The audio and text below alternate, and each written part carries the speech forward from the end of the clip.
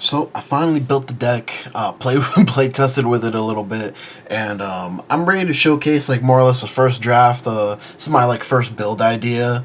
I wouldn't call it like galaxy brained or anything. It's just like the thing. I just pieced what I felt seemed right and worked well together with the new support for ORFIST REGIS.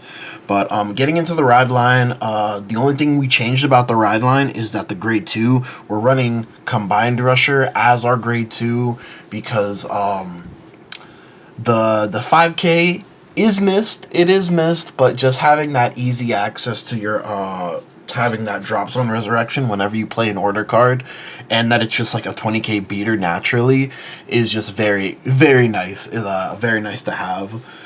Not a need to have, I would say, but it's a very nice to have. But getting on to the rest of the deck. I don't want to take this out. It looks too pretty. I'm sorry, guys. Oh, also, we got new sleeves, new channel sleeves. I don't know if I've showcased this on the channel yet or not, but new channel sleeves. And exactly like the avatar. It looks awesome. But yeah, getting on. I'm gonna start with the order cards. I'm playing one Eclipse Moonlit Night. I know most people do only play one or two of this in their ORFIST deck.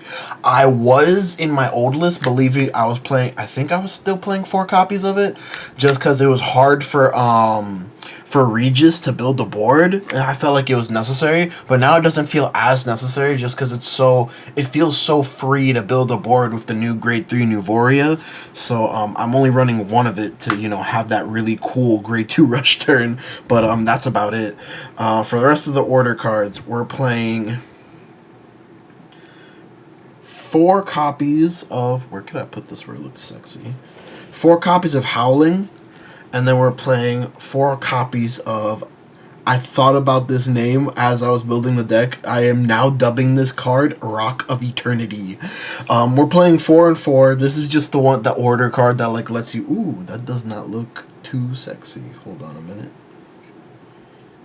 I'm sorry, guys. I know I'm super anal about this in every video. I just want it to look good for y'all.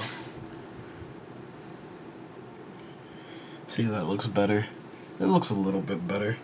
It's a little bit out of frame.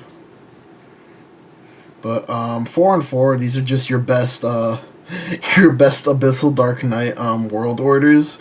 Obviously, you want to get as many Rock of Eternities on the board as humanly possible, which is 4, to just give that maximum power outage to all your Shadow Army tokens. And then this is just, I did bump this one up to 4. Soul can be kind of tricky in this deck, but I didn't feel like it was that too much of a problem. This is really the only other, because we still only have 4 world order cards. Like, what are you doing, Bushy? We need a new world order. Like, come on. Like, Zorga has like 15 different orders now. Let's get another order for my boy. But we're just playing the draw one order, just as like an upstart goblin, basically. Just if you need help seeing your pieces, it is there, and etc. basically. But onto the normal units, onto like the grade 3s. We are maxing out on 3 copies of ORFIST REGIS, Persona Ride. There's not much to say there. This deck really capitalizes on Persona Ride just because it makes it easier for you to perform your multi-attacks. And then 4 of the new grade 3 Nuvoria. This card is crack. This card is the entire deck. Not only does it get pumped up for each of your set orders, when it is retired from your rear guard, if you're an Abyssal Dark Knight, you could summon a Shadow Army token.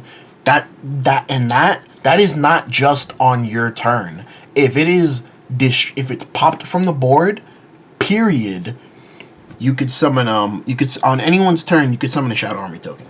So I just thought that was like really cool.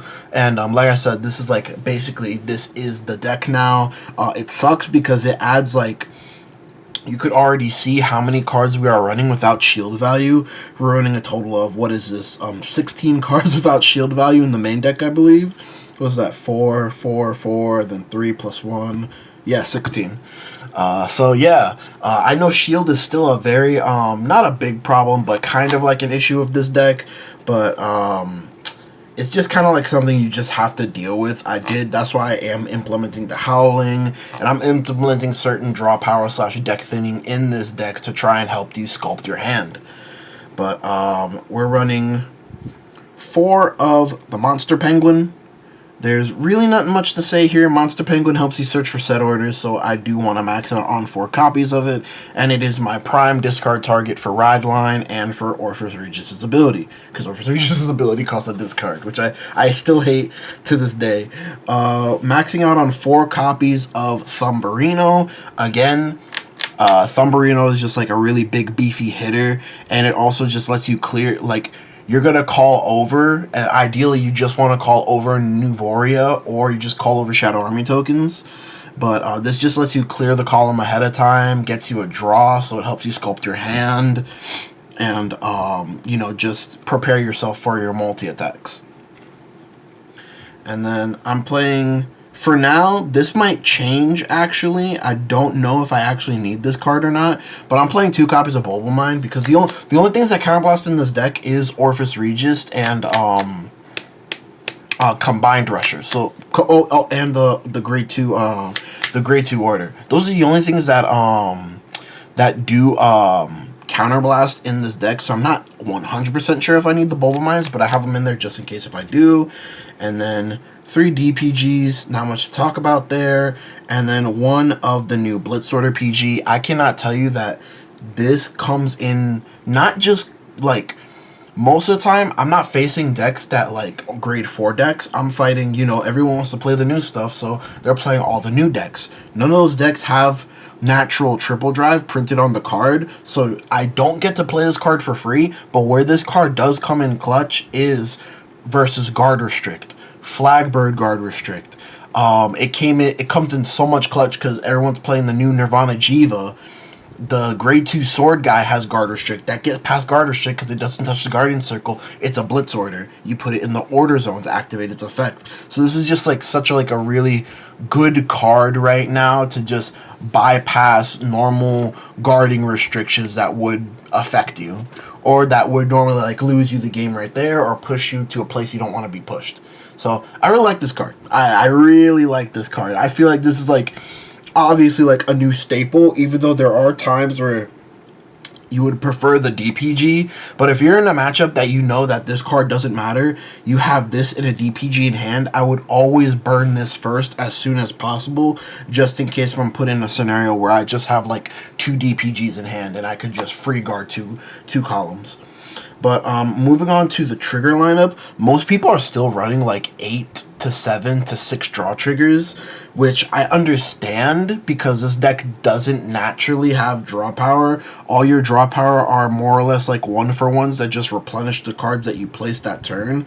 But I'm sticking to the 4 draws for now. I don't want to play any more than 4 draws because I still value crits and I still value the shield value that those crits give me. So 4 effect draws, and then we're playing 4 regular heals.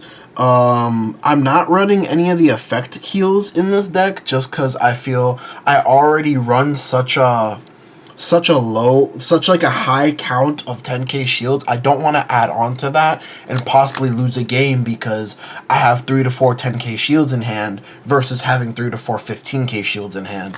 And that's just like my philosophy on the effect heals, and like you're running draws plus the effect heals in my, like if your deck just naturally doesn't deep draw, I don't feel you could afford to run that many copies, if any at all. Like this deck naturally doesn't really deep draw. It has like supplemental, whereas you could recover what you put down that turn, but it doesn't really have any natural plussing. And then onto the other triggers. Again, like I said, I valued crits, so I am running 7 crit. I'm not running the effect crit because I value the 5k over the put into soul give something 2k, and that's just not really, it's not really viable / optimal in this deck, to whereas I can afford not to play it just to make like sexier columns with my tokens, with my grade 3s, And behind my Vanguard makes my Vanguard 18. He uses his ability, he's going to be at least 23, if not more. So that's the reason that we are just maxing out on the 5k shields versus, not 5k shields, the 5k powers versus the effect criticals, which are really not necessary in this deck at all, like I said, because you could just play your heavy costed Soul Blast orders for free whenever you ride Regis. Which, again, it's very important that you ride Regis. He's what gets you 2 orders a turn.